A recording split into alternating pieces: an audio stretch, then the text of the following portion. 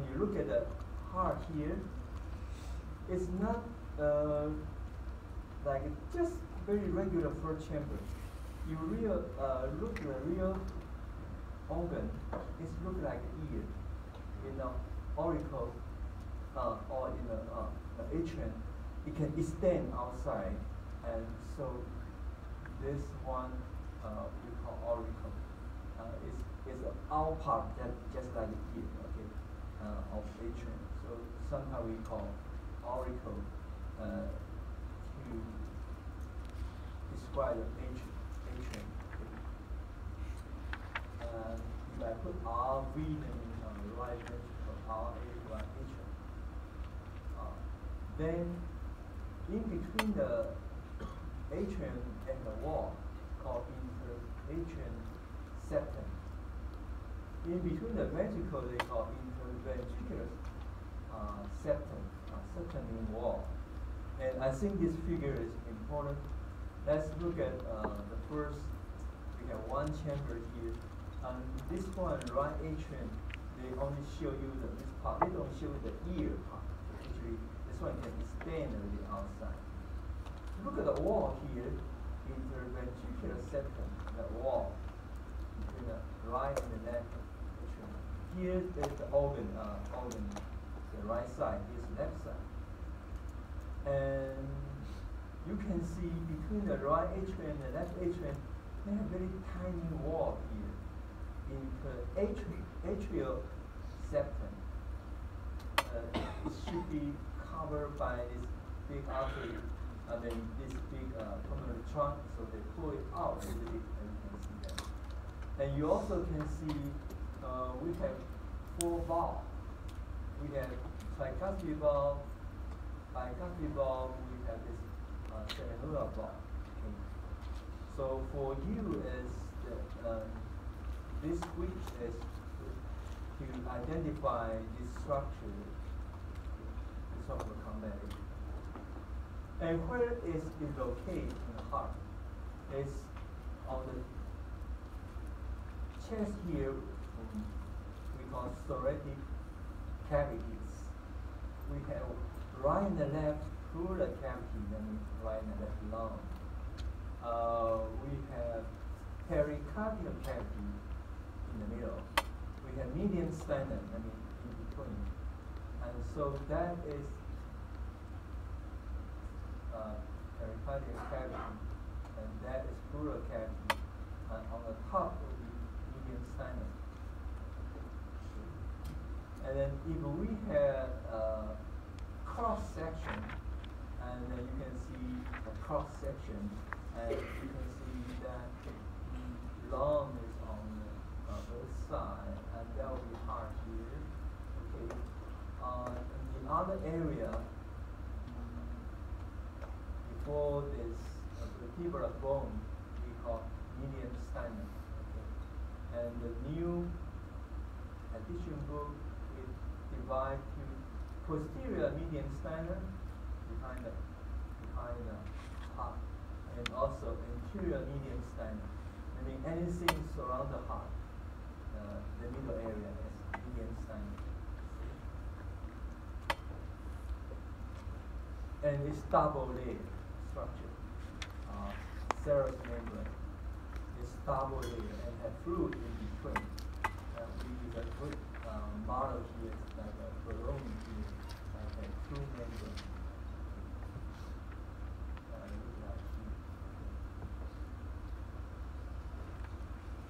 Heart has a true membrane. Inside we call visceral pericardium, visceral organ inside, parietal organ outside, and they have fluid in between. The location for the heart, the top here we call apex. The blood vessel here, the term called base. Okay. Base here. Could be from number 2 to live here and here between the 4 and the 5. And so pericardium means the double layer of the membrane. Serous membrane, you notice on MP1, right? You can secrete a little liquid here. Outside parietal, inside visceral. in between is pericardium cavity, and the fluid, pericardium fluid, okay, and act as a lubricant to reduce the friction. Sometimes they had a disease that bacterial virus can infect this pericardium cavity. Okay. The visceral pericardium, or the other name we call epicardium, because the heart can divide to 3 layers, and on the top of them, that's on the top of the heart here, including the muscle and the endocardium, and so that term is, we call it epicardium or visceral pericardium. Okay. And the fluid, the cavity is covered roughly 80% of them, but on the top, they don't have the fluid in the blood vessel part. All right. So the next thing goes to the valve. We have tricuspid valve, pulmonary valve, bicuspid valve, the other name is mitral valve, and aortic valve. And holding the valve, tricuspid or bicuspid, we had very tiny connective tissue we call chordae tendineum. That stands for tender cord. They connect to a muscle called papillary muscle. Let's show this one. So the muscle holding this tiny connective tissue called the tendon, called papillary muscle, in the right side or in the left side. The right side have more papillary muscle because they have three valves. This tiny chordae tendon is very strong, okay, and it controlled by nerve fiber inside the close or open of the valve. So in the left, you need to know papillary muscle, chordae tendineum, and the valve. Okay. We had the other name called AV valves. That means between the atrium and the ventricle, including the right side and the left side. So AV valve, including tricuspid valve and bicuspid valve. Semilunar valve, they don't have chordae tendineum, they don't have papillary muscle. Then we just call semilunar valve, just like the moon and half side of it. They look like semilunar valve here. And so bicuspid, tricuspid, okay, you have to know which one is which, okay. Maybe several, couple weeks later on the test, or ask you right side and left side.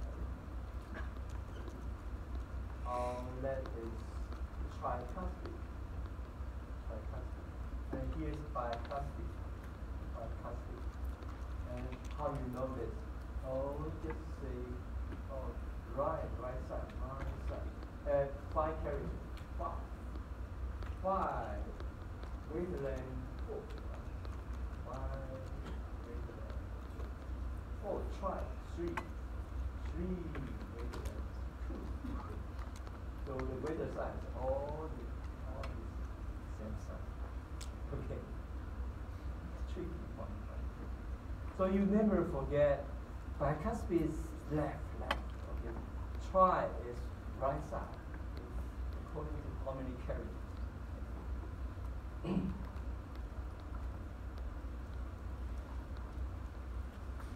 And why it had this kind of structure? Okay. Why they don't have all 3 or all 2? Okay. And if you ask me, really I don't know. It's just that their way, okay. Right side and left side. Maybe because the left ventricle is measure the chamber that push the blood to the whole body, systemic circulation, and so try to be easy, prevent a lot. And this one can return, so we can allow about 3.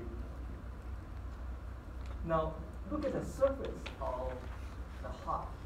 We call circus or third side.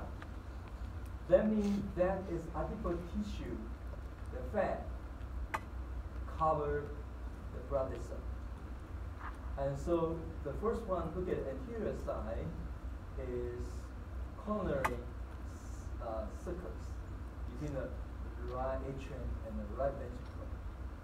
And the next one is anterior interventricular surface that separate right ventricle and left ventricle. On the back side, we also have posterior interventricular surface.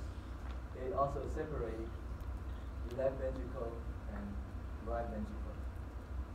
And so the circus mean I can put okay. Contain blood vessel or cardiac muscle. You have to put plus adipose tissue. And so we have 3 anterior interventricular surface, posterior all separate right and left. But coronary circus only in the right atrium and right ventricle. Right atrium and right ventricle. And look at in the left side, we don't have that fat. Okay, and again here, show you this circus. They already removed the adipose tissue. They just expose the skin and just only show you the blood vessel. So in this part we cannot see the circus. This heart is broken heart. Okay. We cut it and show you in the left side. Look at the ventricle much thinner than the right side. Then you also see 2 big blood vessels. On the top, from anterior view, that is pulmonary trunk. Below it, near it, that will be alpha. This one we can see. Not quite see. Oh, this one we can see better. This go to the lung. This pulmonary trunk is on the top of alpha. Here we call ascending alpha. This pulmonary valve and aortic valve is side by side, one on the top, one on the bottom. So our figure is right. And in some textbooks, because they cannot see it, they draw down the aortic valve very low part. That's wrong. They are in the same level.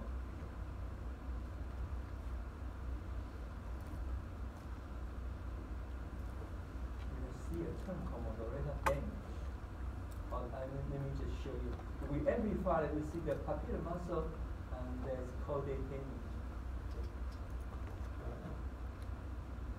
And if we look at the valve, that's one is semilunar valve. That's open, the blood can come out. And that is closed. I think they got some damage. This one should be 3 cuspid. 3 layers of heart. Epicardium, also called visceral pericardium. Muscle, myocardium. Inner part, endocardium. So if I ask you all this aortic valve, bicuspid valve, tricuspid belong to what they and this endocardium. Base is on the top, apex is on the bottom. That's apex, and the top here is base. And you can see there's 3 layers. Actually here they also including variegated pericardium and pericardium cavity, and starting from the very tiny membrane here is epicardium, myocardium, and endocardium. The contraction of the heart is very interesting. For the atrium, they all contract. track go to the center, we call concentric. They all go to the center part. And for the ventricle, they all go to the apex area, and they try to help this left atrium pump out to L2 valve and to delta E. And we call spiral contraction for the ventricle. This one we mentioned that. Now we go to each individual chamber. Right atrium, or called right auricle, receive blood from three major things: superior vena cava, big vein; inferior vena cava from the low vein; coronary sinus from the cardiac muscle. Look here. In the left, you know this one, superior vena cava from the neck and the head. Inferior vena cava, and they open to here, open to here. And then you had a hole here, tiny hole here called opening of coronary sinus. Actually, it's a big coronary vein. For the cardiac muscle itself, they had to add out coronary artery, and return is coronary vein. But it's so big, so we call coronary sinus. It return to just for the cardiac muscle itself, not outside the heart. And so there's three major input. The blood vessel. They had a scar tissue of fossa ovalis. When it opened, we call foramen ova. That is in the fetus is a hole between the right atrium and the left atrium. It's a scar tissue here, a little narrow part here. And for fetus, because the lung is collapsed, they don't want to wasting time to send the blood to the lung, and so the blood coming from right atrium can directly go to the left atrium and can pump up quickly. And so it's open, and it only close within couple hours after liver bleeding. Okay. They had two pacemakers, SA node and AV node, sinoatrium and atrioventricular nodes. And where it located? One is SA node located on the base of superior vena cava, and AV node is located in between right atrium and the right ventricle, but it's inside the right atrium. Okay, and I put a cross mark is the nerve fiber between the SA node and AV node. No, we don't have nerve fiber. It goes through the muscle. Okay, so the book put here it was wrong. Okay. So fossa ovalis component. When you look at the fetus model, foramen ova, you need to know these two terms, and it's in the fetus or already born.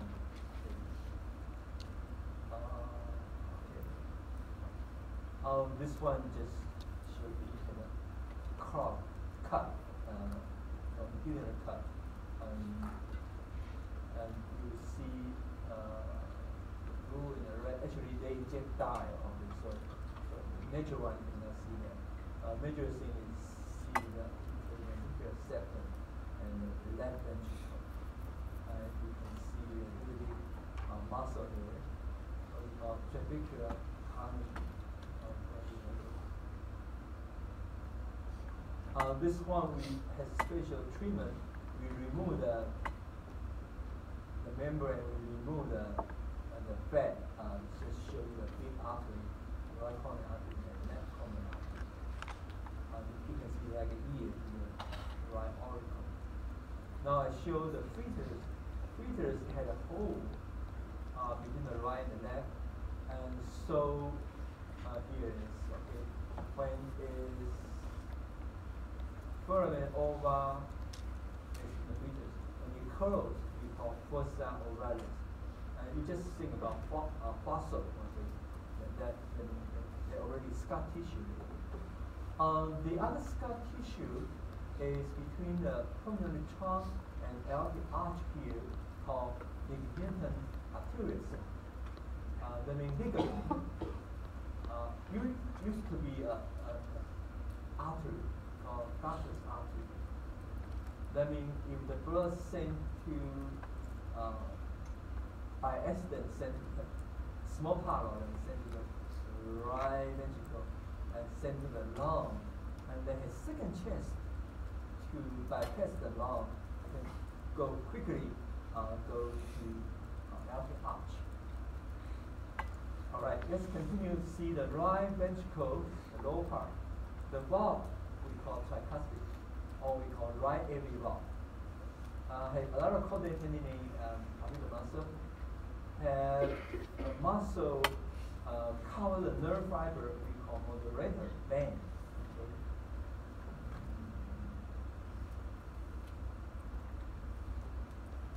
This one I'll tell you maybe about. Had a corner we call conus arterius.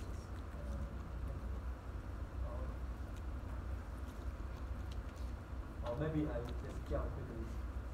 The muscle in the atrium and the ventricle are different. In the ventricle, we call trabecular carni, a little bit bigger. Okay. And moderator band is one of them. And inside this band, we have a nerve fiber we call conducting system there, and a branch from this bundle branch here. The muscle on the atrium a little bit small. We call patinate muscle, right in the left atrium. Trabecular honey also right in the left. So let me show this one. The muscle, you see the background area here. That's trabecular honey. Could be right side, could be left side. Okay. And some of them go up here to become papilla muscle. The tiny muscle in the atrium here, I'll show you very little thing here. Patinate muscle. Okay. So in the atrium, the muscle is much smaller than that. Then we had a term called moderator band, and that actually is part of trabecular carni, but it is carry the nerve fiber and up to the papilla muscle here, and so it's a little bit special. That is the one here we're talking about. And then they pump the blood to the pulmonary trunk through the pulmonary valve there. Pulmonary trunk then divided to two right side, two left side pulmonary arteries. And in the end of pulmonary trunk, they had a scar tissue called ligamentum arterius, called ligament solid one. And it used to be ductus arterius. Okay, one more look here. That's the tissue here. Used to be blood vessel, ligamentum arterius, right here. And that is the valve, pulmonary valve. And it looked like it's not a chamber. It looked like a little bit corner here. We have a special name called conus arterius. Before you go here. In the left ventricle, we don't have to see that, but here it looks a little bit corner here. Okay.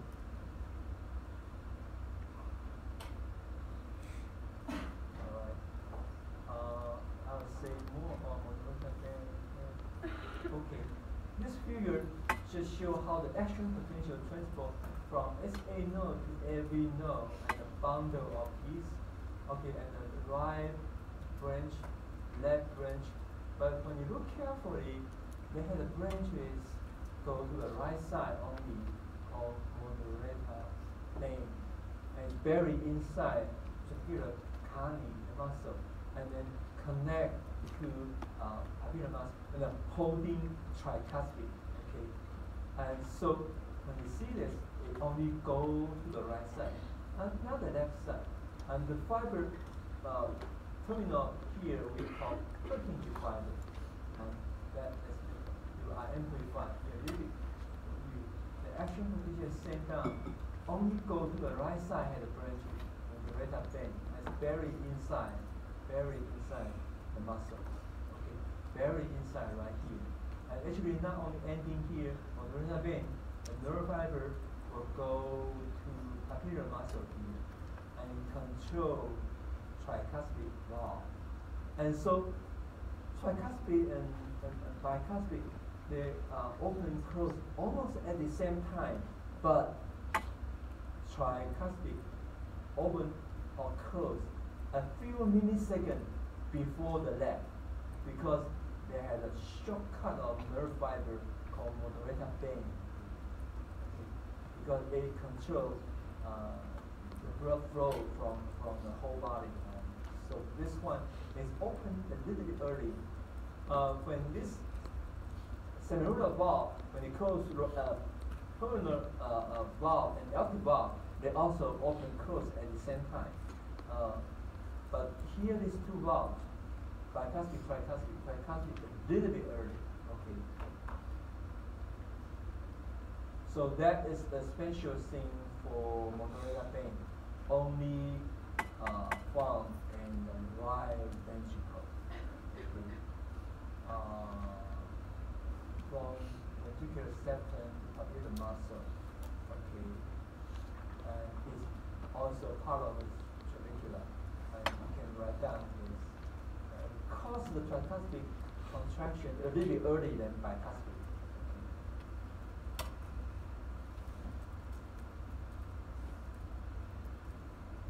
Just want to mention that. Now go to the left side, or we also call it left auricle. You receive the blood from four major ones, two right, two left, pulmonary vein. We turn to how we always call vein, but it carries fresh oxygen, or we call oxygen. Blood. The valve called bicuspid and mitral valve, because it looks like a big shot head. Okay? And then when it goes down to the left ventricle, the wall is thinner than the right side, because at large pressure 6 to 4 times greater than the right side, because it pumps the blood to whole body, systemic circulation. And the right side only pumps to the lung, short distance.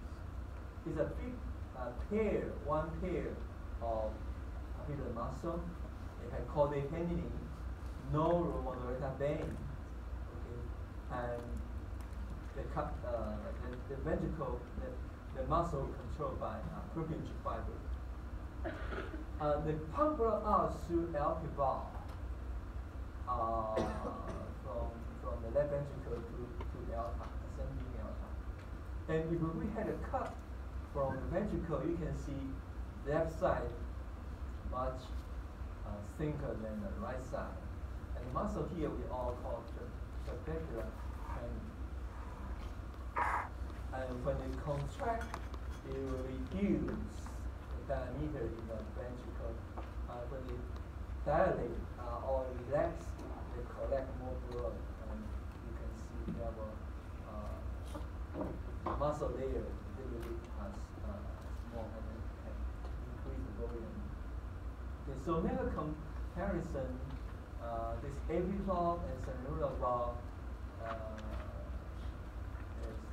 Right side had tricuspid, left side two bicuspid. Every valve they all had caudate-pending. Semilunar valve they don't have it. Papillary muscle, semilunar don't have it. Fibrous skeleton or cardiac skeleton, they all had it. What I mean is the skeleton, fibrous skeleton. Actually, these four valves, they are all connected together, something in between. Okay, and they are all the same level. Like this one, tricuspid, and you can see LP valve, and they are all at the same level. This one, when you close, you can see they are all in the same level. Tricuspid, bicuspid, and this semilunar valve. Okay. And everything, something in between, we call cardiac skeleton, or called fibrous skeleton. Different version, different name. Okay. This one just show you one side. When the left ventricle pump out the blood, it opens the aortic valve and it closes bicuspid valve. Otherwise, the blood will go leakage and go back to the left ventricle, right? And that's the case when both of them close. This tricuspid bicuspid. This one when they open this tricuspid bicuspid and cerebral valve close. This one is the same thing. Okay. All right. Now from here, I want to ask you a question. Is okay. Right atrium and the right ventricle, they all pump out the blood.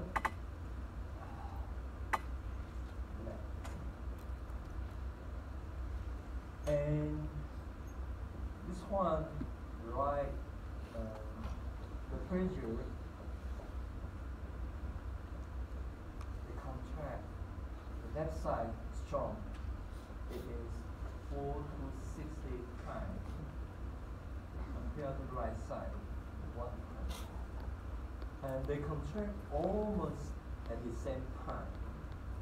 This one send blood to the whole body. Now, one year question asks you volume. Pump out.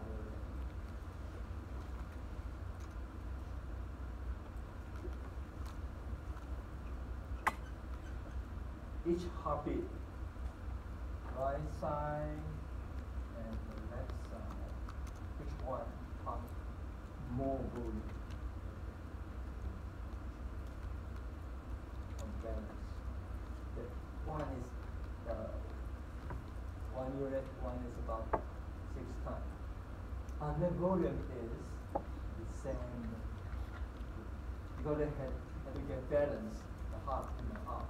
So they pump high pressure in the left ventricle, much stronger, but volume is the same.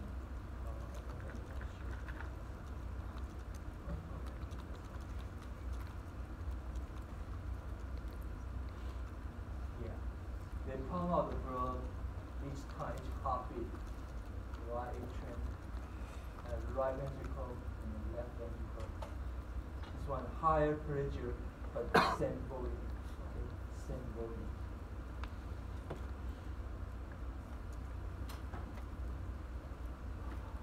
A disease called valvular heart disease. That means the valve got damaged. And they cannot completely close very well. And it could be because the infection occurred virus damage to the valve, or because any kind of rheumatic fever.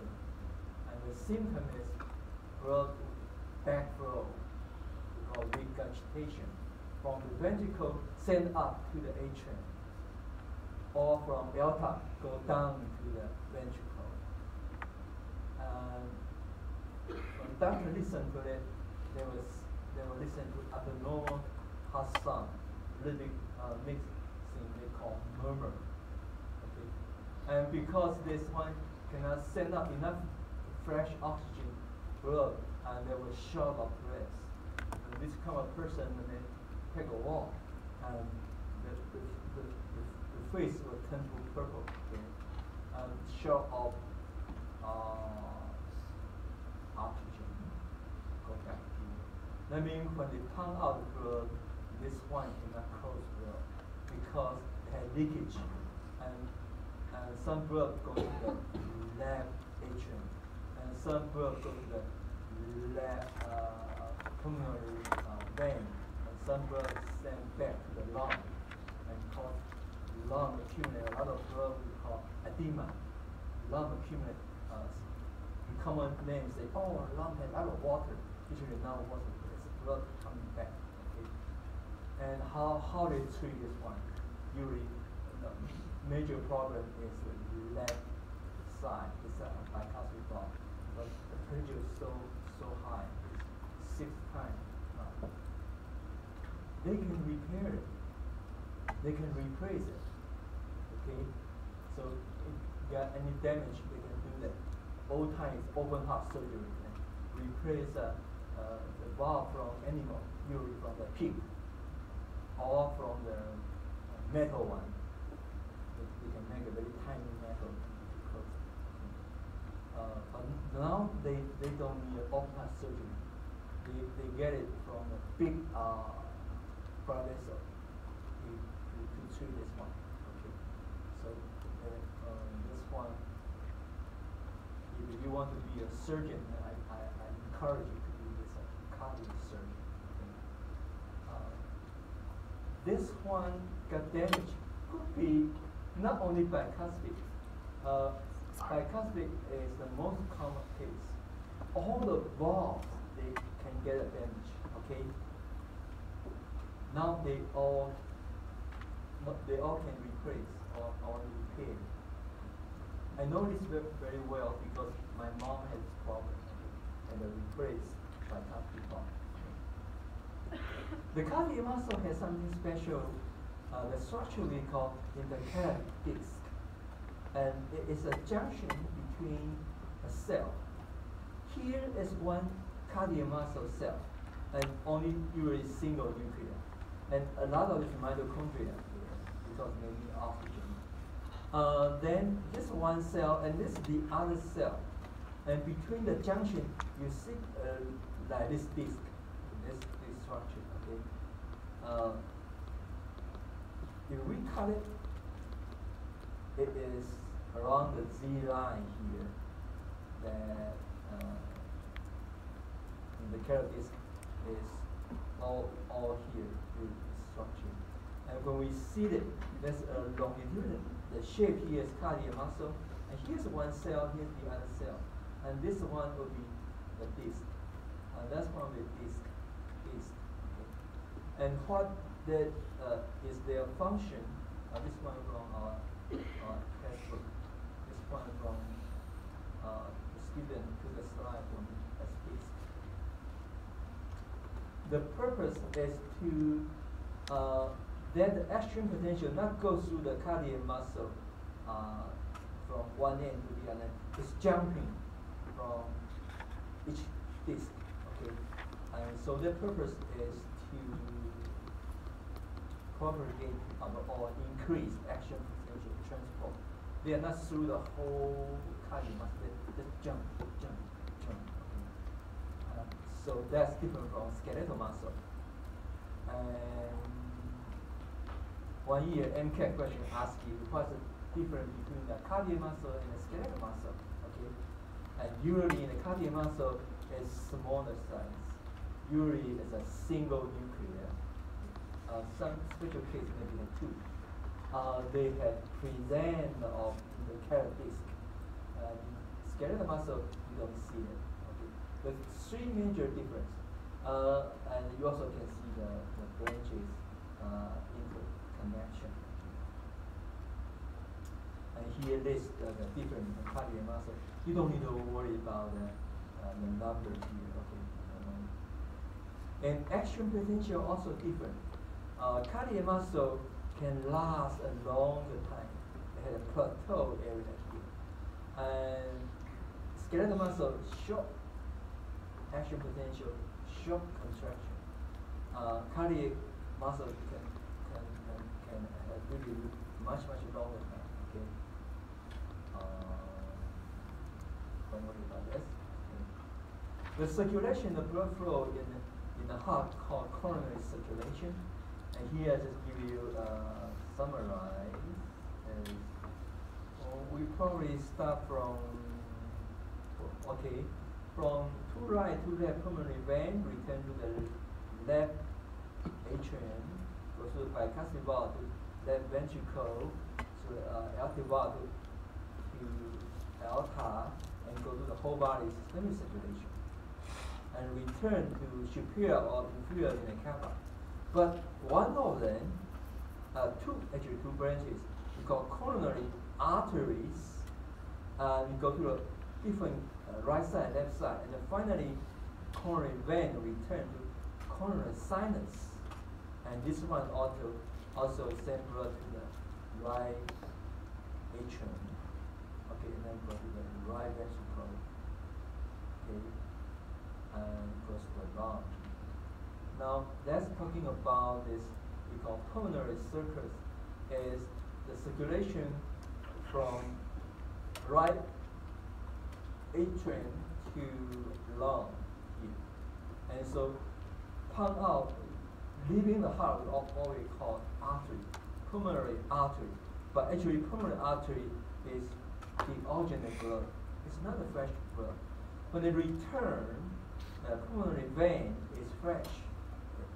It's oxygenated blood. And it's different from systemic circulation.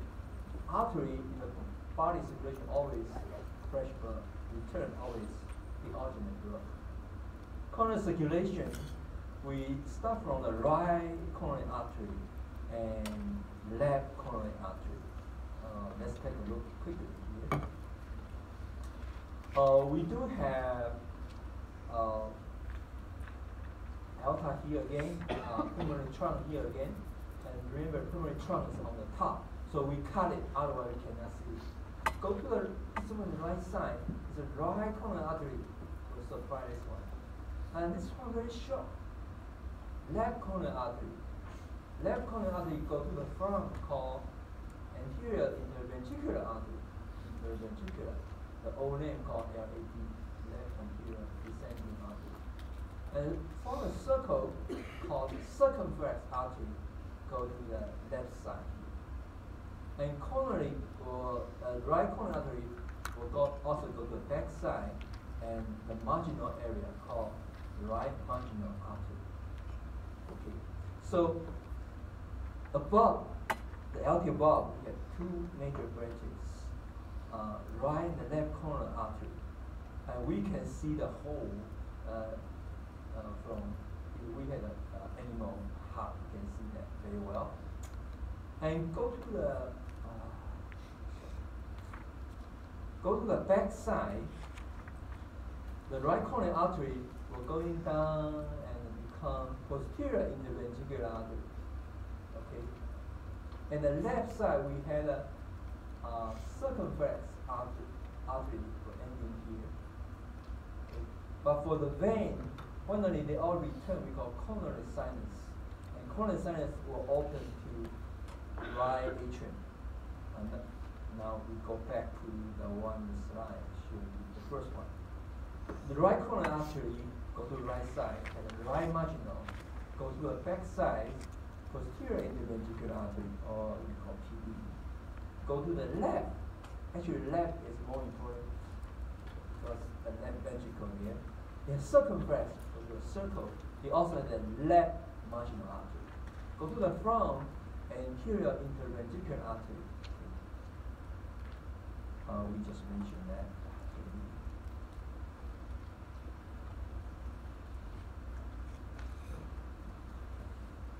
Let me finish this one. The coronary sinus is finally returned, but including four major veins: great cardiac vein, posterior cardiac vein, middle cardiac vein, small cardiac vein.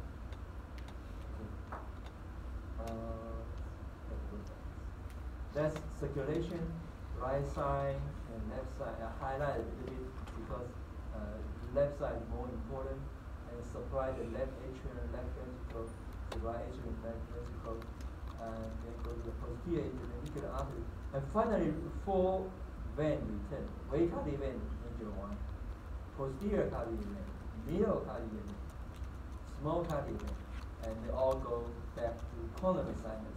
Go to the right atrium. Okay.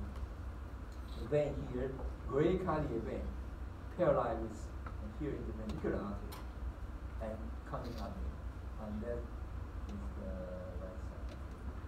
And when it returns, gray cardiac vein, okay, and this one is posterior cardiac vein, middle cardiac vein, middle cardiac vein together with posterior interventricular vein.